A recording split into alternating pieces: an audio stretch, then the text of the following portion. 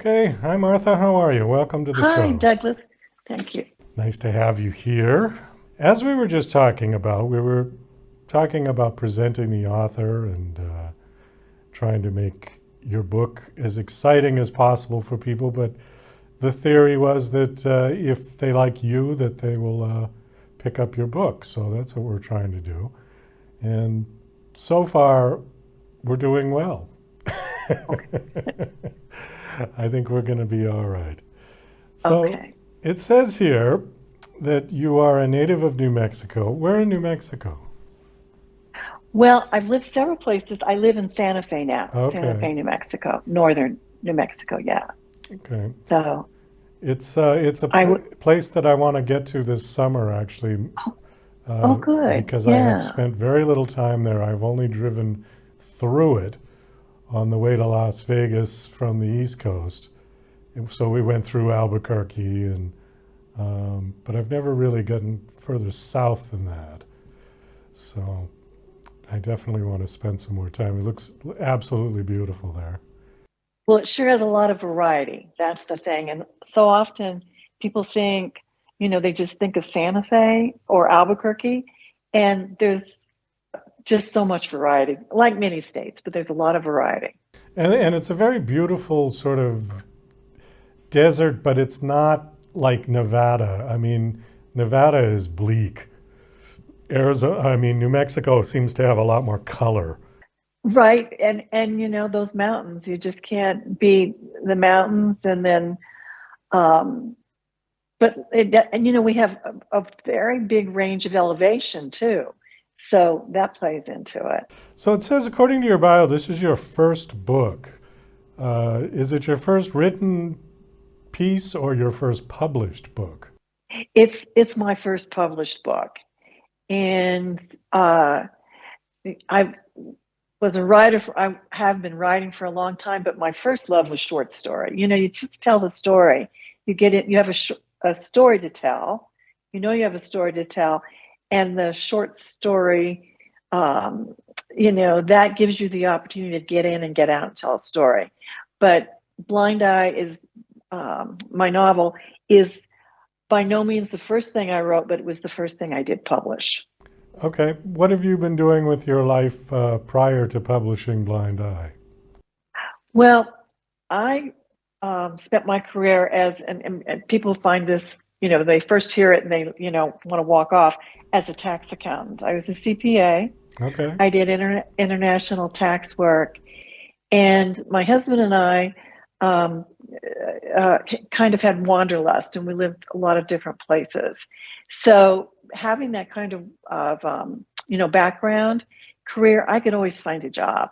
So we lived everywhere from Hawaii to the Bay Area to New Jersey to Oklahoma, in New Mexico several times, and then in New Jersey for quite a while, and then in Switzerland. So each place I was able to work. So and raise a family and so forth. And I didn't really start writing until I knew I wanted to.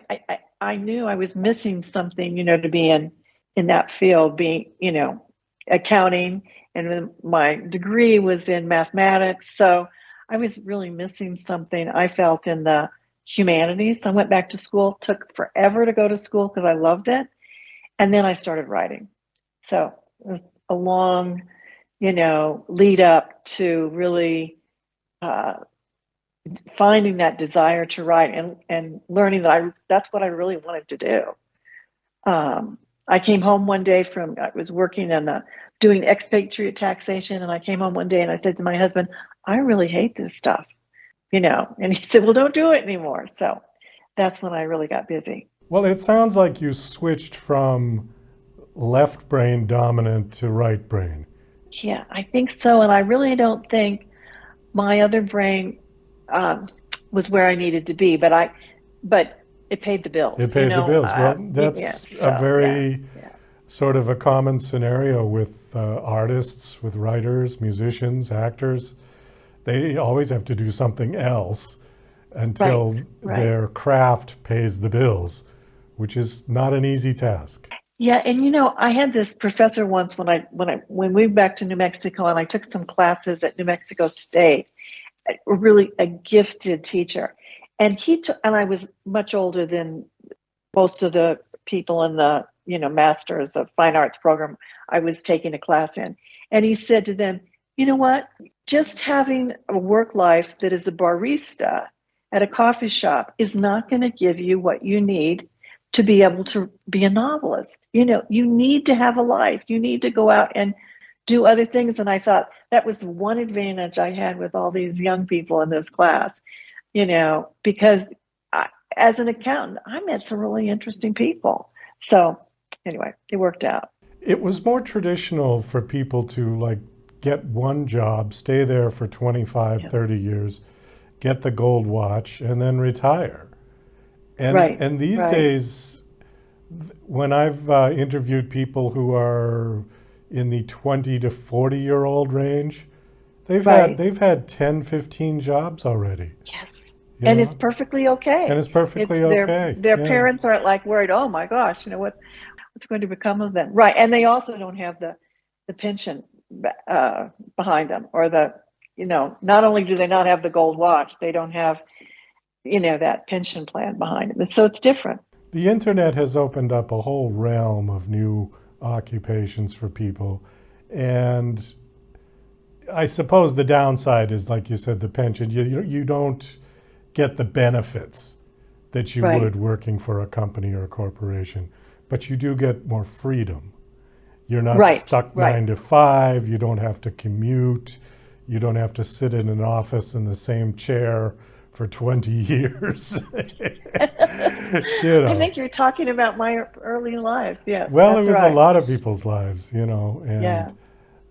it's the whole landscape has changed. And I think, there's good and bad to it. Yes. Yeah. Well, time is quickly marching on here. Let's pivot over to your book. So the book is called Blind Eye. Uh, Right. where did the story come from? What was the inspiration? Well, is actually Blind Eye is inspired by actual events. So that's a really easy answer in this particular case. It was inspired by actual events, and also the just the fortuitousness of where I was at the time. And my husband and I had been living in New Jersey, raised our family there, and we moved back. We bought a home in Southeastern New Mexico, up in the mountains, kind of a very much a rural area, some ranching and so forth.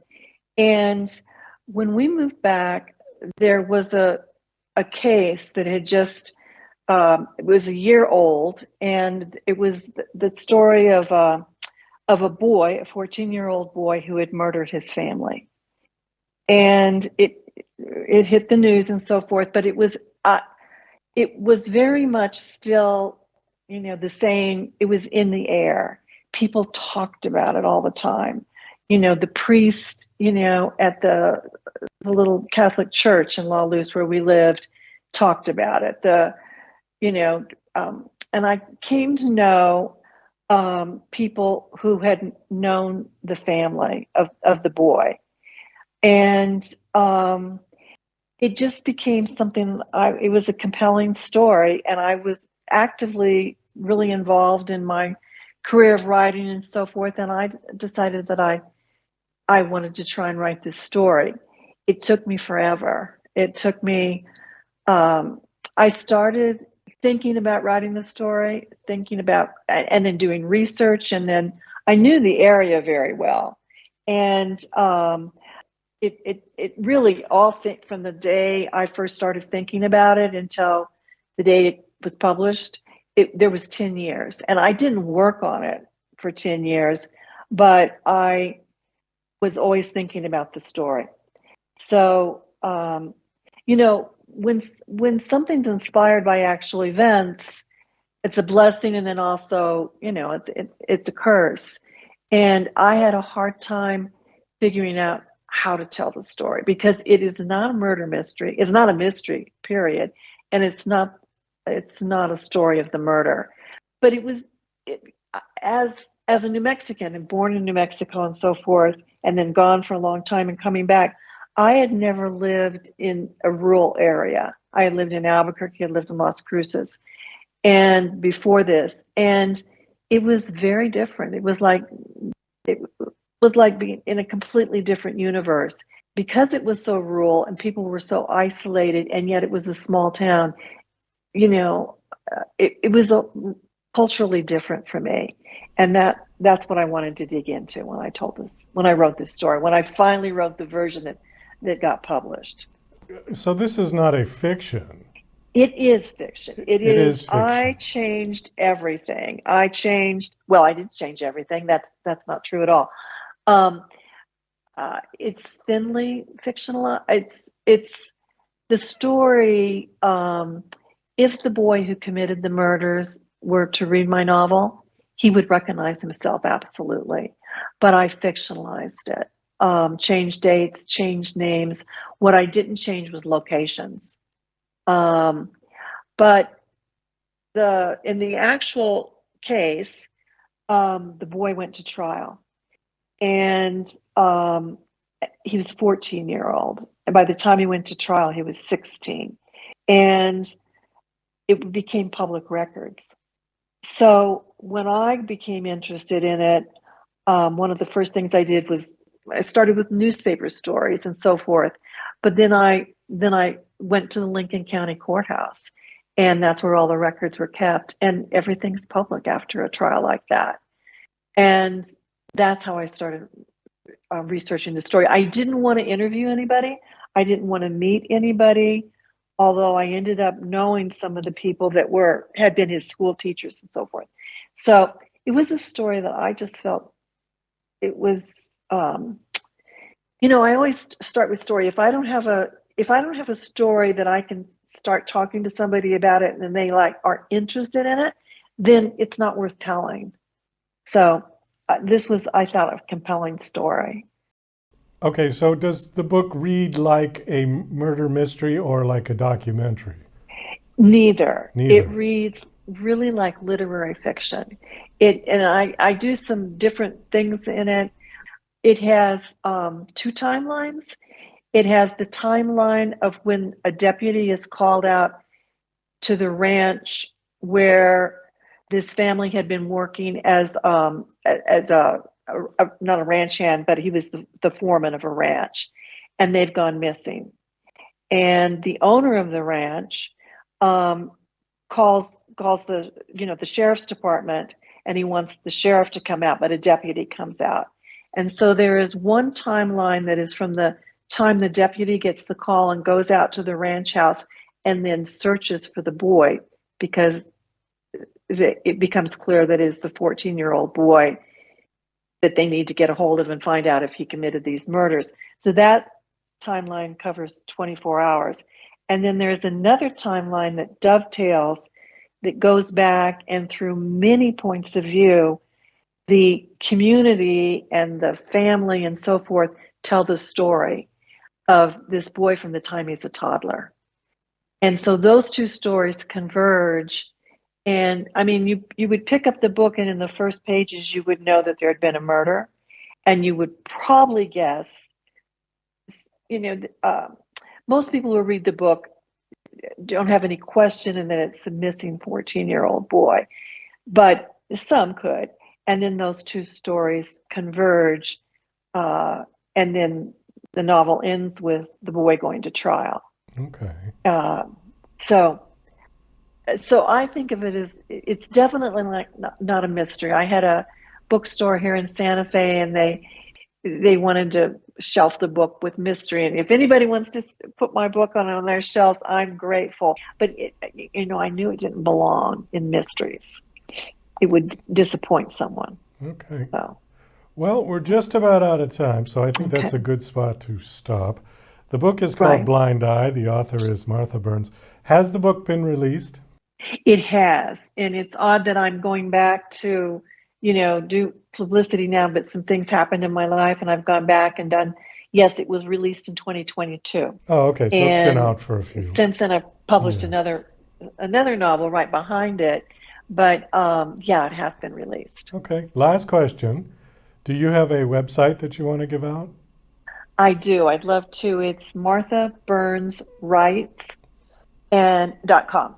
Yeah. MarthaBurnsWrites.com. I'm sorry. It's MarthaBurnsWriter.com. Writer. Yeah. Martha Burns Writer.com. Okay, we'll put it up on the screen. Okay, great. Okay. All right. Well, Martha, thank you so much for coming on this show. It was nice meeting you and chatting with you. It's nice talking with you. Thanks so much.